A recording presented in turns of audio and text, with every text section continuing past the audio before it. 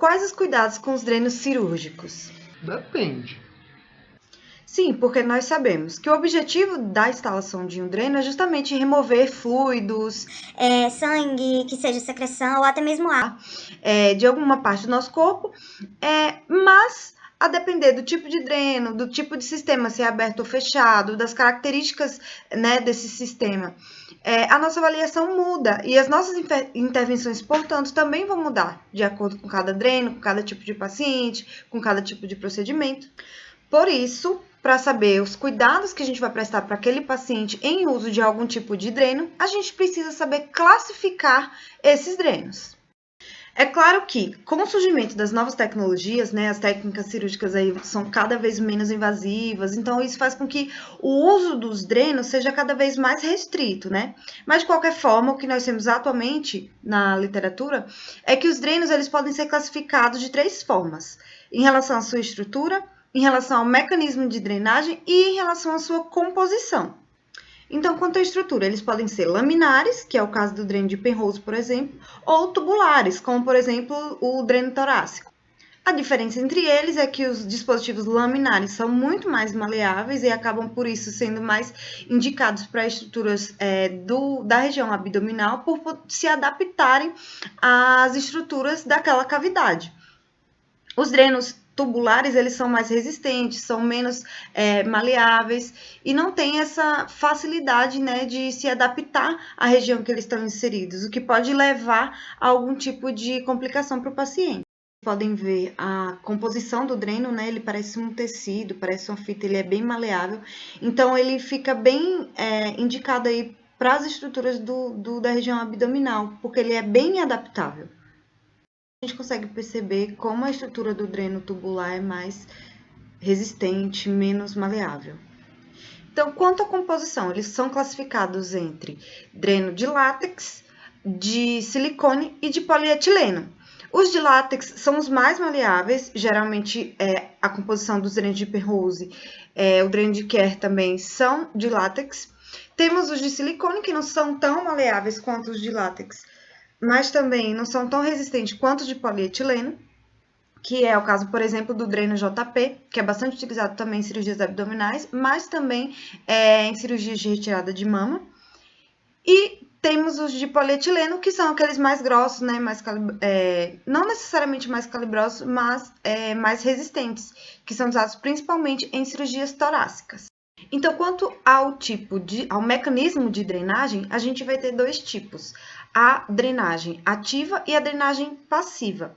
Na drenagem passiva, os drenos eles podem ter uma drenagem por capilaridade ou por gravidade. No caso dos drenos de Penrose, por exemplo, o mecanismo é por capilaridade, que é a passagem natural desses líquidos, né, para o interior desses drenos e, portanto, saída do organismo, né? Já o mecanismo de gravidade é quando o dreno ele é colocado abaixo do nível do paciente, como, por exemplo, nos drenos tubulares, aqueles que vão com selo d'água, onde a própria gravidade faz com que esses líquidos se desloquem do organismo para o coletor do dreno.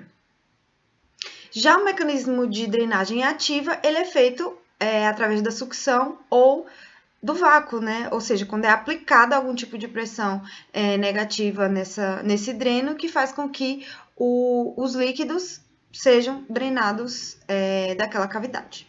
Tá, mas e aí, quando meu paciente chegar na unidade e eu olhar aquele dreno que ele tá usando, como é que eu vou saber avaliar?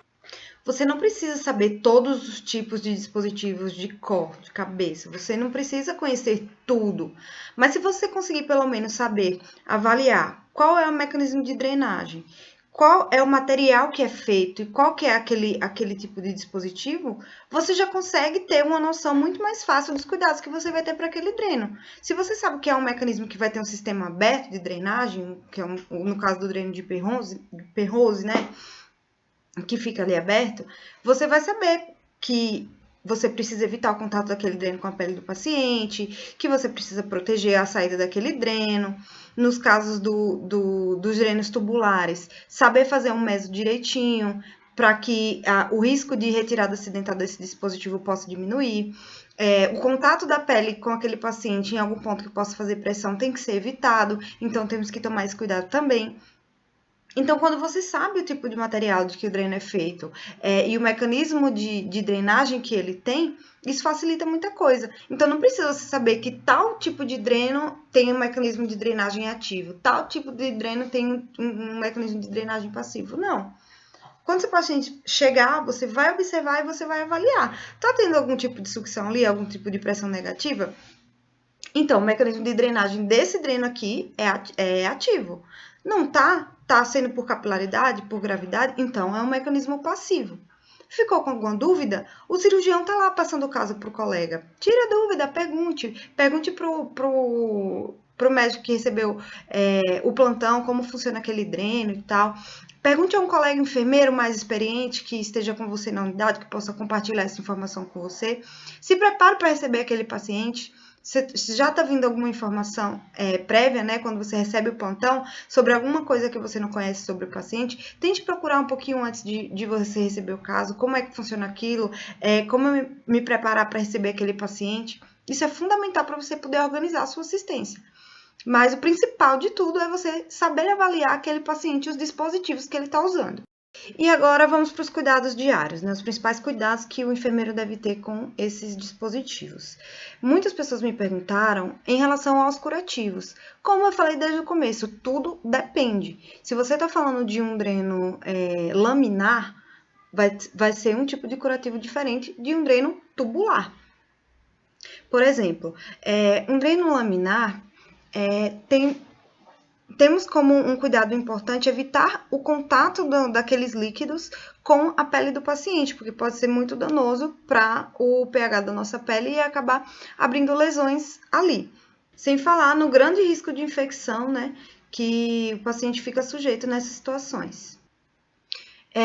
Tem um estudo recente publicado em agosto de 2018 na Critical Care Nurse, que abordou alguns cuidados para evitar a infecção relacionada a drenos abdominais. E entre algumas orientações estava a orientação relacionada à troca de curativos, né? E foi muito enfatizado nesse estudo o uso dos dispositivos, dos produtos à base de hidrocoloide, para proteger a pele desse paciente. Isso esteve associado aí a uma menor taxa de infecção desses pacientes. Esse estudo aborda várias coisas interessantes relacionadas à proteção do paciente em relação à infecção, aborda o uso das precauções padrão, a importância da higienização das mãos.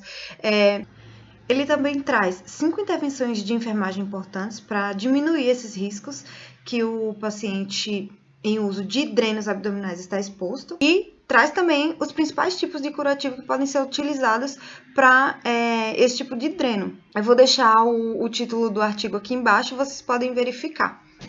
Já em relação aos drenos tubulares, sejam eles de polietileno ou de silicone, o curativo padrão vai variar conforme a rotina de cada instituição, mas, em geral, é importante frisar esses curativos, eles devem ser trocados a cada 24 horas, ou então sempre que eles estiverem saturados, né, com algum tipo de sujidade visível e tudo mais. Então, sempre que você puder utilizar coberturas transparentes para cobrir esse curativo, é importante para que seja mais fácil visualizar a quantidade, né, de secreção presente ali na inserção desses drenos. Existem sim alguns produtos no mercado que permitem, né, por conta da sua tecnologia, que essa troca possa ser feita num intervalo maior. Existem produtos que você pode levar até 7 dias para trocar o curativo, se você tiver um curativo limpo, né, seco, com menos de 50% aí de sujidade presente no produto. Então, isso é muito interessante também. Isso ajuda também a diminuir o risco de infecção, né? Para dispositivos que promovem uma atração maior com relação ao paciente, é importante fazer aquela fixação do tipo meso, que é uma fixação que fica logo depois da inserção do dreno, para que proteja o paciente de uma retirada acidental desse dreno. Tudo que está relacionado a rotinas, né, em relação aos drenos cirúrgicos, tudo tem que ser baseado em procedimentos operacionais padrão que vão existir no lugar que você trabalha. É claro que o cuidado tem que ser individualizado, você tem que observar, identificar as necessidades de cada paciente, observar quais são os riscos aos quais aquele paciente está exposto e adaptar aquilo à situação desse paciente em questão. Mas, por exemplo, produtos, rotinas, horários de troca, enfim, quantidade de volume no selo d'água, tudo isso é pré-definido pela instituição. É óbvio que existem recomendações gerais, né? As recomendações também dos fabricantes, mas deve ser levado em consideração o padrão da instituição onde você trabalha. Por exemplo, em algumas instituições o selo d'água ele deve ser trocado a cada 24 horas, em outras instituições só deve ser trocado quando tiver, sei lá, 3/4 de preenchimento da capacidade do dreno. Enfim, tudo depende do tipo de dreno, das orientações do fabricante e da rotina da instituição onde você trabalha. Então, você precisa estar atualizado, né, das rotinas da unidade em que você está inserido. E é claro, né, gente, que tudo é uma questão de bom senso. Nós temos conhecimento suficiente para entender a individualidade de cada situação. Eu não vou esperar o dreno transbordar para poder trocar o selo d'água, porque uma instituição só pede a cada 24 horas. Tudo envolve riscos, tudo envolve complicações ao nosso paciente. Então, nós temos que ter esse discernimento para não só seguir aquilo que está escrito, mas também saber individualizar o nosso cuidado, né? Pacientes que estão em uso de aspiração contínua, né, nos drenos. Tem que ter bastante cuidado nessa questão da mobilização do paciente da cama para a poltrona, da poltrona para a cama. Observar, né, se essa aspiração foi desconectada. Sempre manter essa aspiração de forma adequada. Em geral, o nível aí fica em torno de menos 20 centímetros de água, mas também pode variar a cada caso, então tem que estar alinhado também com a equipe médica. Deixar sob aspiração contínua também é uma decisão médica, claro, mas teve um estudo também da Critical Care Nurse de 2018 que mostrou que não vai ter diferença se você deixar ele em aspiração contínua por 12 horas e depois deixar o sistema com selo d'água normal, não vai ter diferença significativa. E a gente sabendo que o sistema de aspiração contínua pode trazer mais complicações, é interessante a gente saber sobre esse estudo também, né? É responsabilidade do enfermeiro avaliar esse volume drenado, né, numa situação, por exemplo, de um derrame pleural. A equipe médica vai lá, passa o dreno, vem 500 ml de efluente. Ok, mas eu vou esperar numa admissão, no pós-operatório de cirurgia cardíaca, 500 ml de débito hemático no dreno na hora da admissão? Claro que não. Então, temos que saber identificar também essas situações, o que é um volume esperado, o que é um volume baixo, o que é um volume alto para alguma drenagem em algum tipo de cirurgia, né? Seja ela abdominal, cirurgia de cabeça e pescoço, cirurgia cardíaca. Então, temos que saber identificar isso também. Devemos também saber identificar o aspecto desse efluente, né? Uma secreção que era serohemática, daqui a pouco começa a ficar um pouco mais serosa, ou daqui a pouco purulenta, mais escurecida, mais clara. O que está acontecendo, né? Quais são as possibilidades aí de risco para esse paciente? Então, precisamos também saber identificar esse aspecto. Importantíssimo também avaliar a pele circundante à inserção desse dreno, né? Isso é uma avaliação fundamental, principalmente em relação a nós enfermeiros, porque somos nós que trocamos os curativos, né? Então, inspecionar, palpar ali aquela região, buscar enfisema subcutâneo, buscar sinais flogísticos, né? Calor, rubor, algum tipo de sinal flogístico mesmo. E presença de lesões. Dois tipos principais, as lesões associadas ao próprio dispositivo, né, que fica ali em contato com a pele e vai gerando uma pressão e pode desencadear uma lesão por pressão associada ao dispositivo, e as lesões também que são decorrentes do adesivo, né, do curativo. Isso é muito comum, os pacientes que têm alergia ao produto, enfim, e que por algum motivo foi utilizado, né? Às vezes o paciente nem sabia que tinha alergia àquele determinado produto. E também as condições da pele do paciente, às vezes o paciente tem muitas comorbidades e a pele se torna um pouco mais friável, existe uma fragilidade capilar maior ali.